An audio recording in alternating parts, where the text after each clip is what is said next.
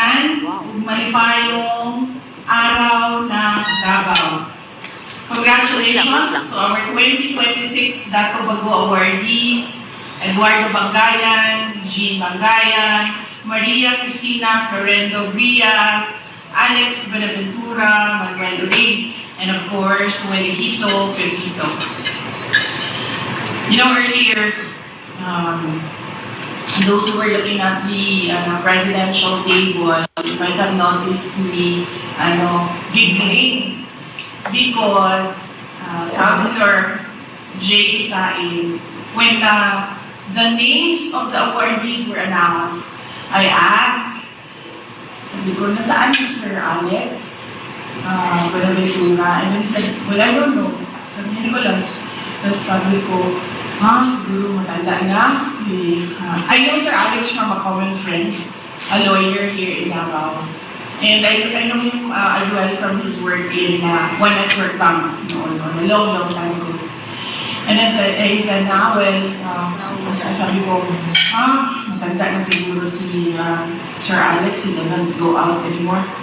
And here's Jay Kitain, sabi niya, well, yes, you have to be at least 80 years old to get this award. Ilang silang lahat. Sabi niya. And then he said, nagulat na ako kanina, sabi ni Attorney Jay.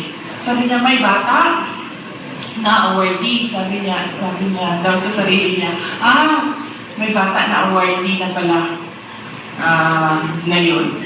And then I told him, well, Jay, you have to wait until you're 80 years old to get this award.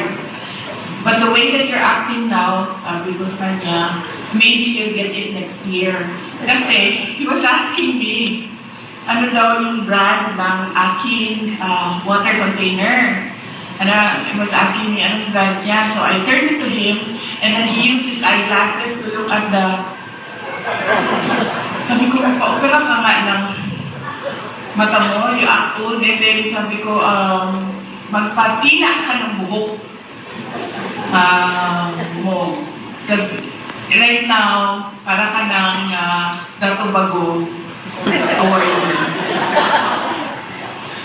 But you know, this day is a day of, hindi ko naman masabi na matanda, but a day of wisdom. No? A day of wisdom.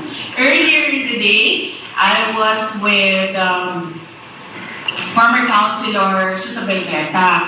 Her 75th birthday is coming up. I was invited to the birthday, but then I said, I don't know what will happen during that day about my schedule. So let's make sure that I can personally greet you for your 75th birthday. Let's just go out and eat merienda on March 18. So we did.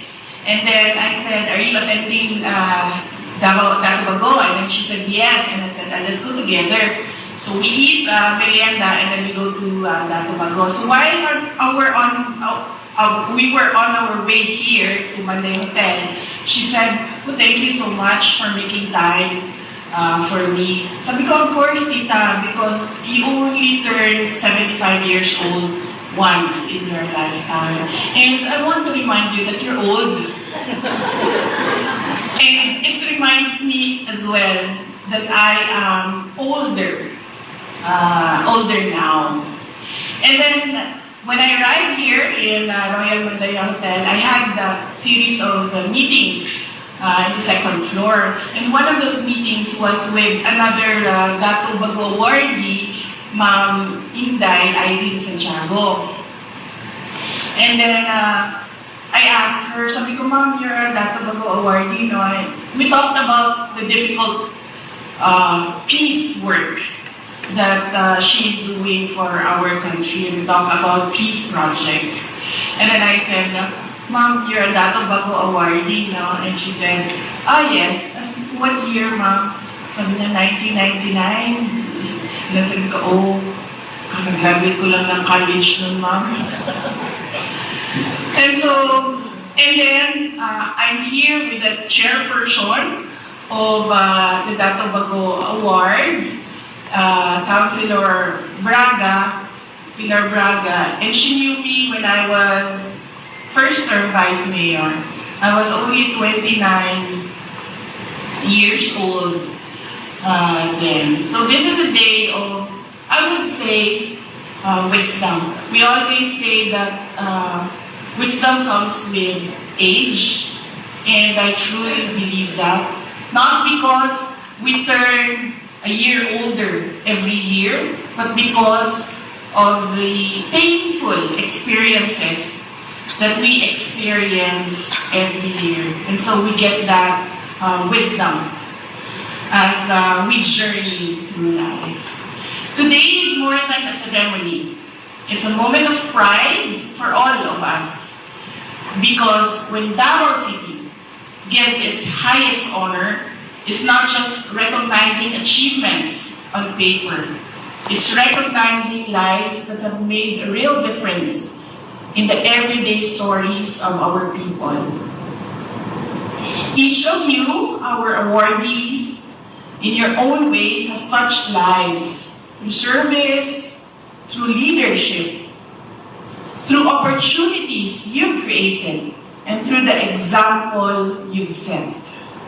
You remind us that success is not just about personal gain, but about lifting others along the way. And this is exactly your speech, Sir Bao, a legacy of service, which kanina din we were giggling while you were speaking, Sir Bao, because we were saying that you sound like ChatGPT. You did not have a copy with you, but you spoke in straight English without the and you used words that are not ordinarily used by people when they give speeches. So that is something that we learned about you, Sir Bao, tonight. When we talk about Dato Bago, we remember courage. In 1848, he stood his ground to protect what mattered. Today, we may not face the same battles, but we face our own challenges. Misunderstanding, doubts, and voices that try to define our city without truly knowing it. Your achievements tell a story people can relate to. That progress doesn't happen overnight. And it doesn't come from one person alone. It comes from ordinary people choosing every day to do something meaningful for Davao City. In many ways, you carry the spirit of Dato Bago today. Not with weapons, but with integrity, commitment, and heart. To our awardees, thank you for showing us what it means to stand your ground, to serve with purpose, and to build something that lasts. Your success is not yours alone. It belongs to every Davaoeno now who believes in a better future. Magpabilin kitang lingkod sa pagbarog alang sa atong dakbayan.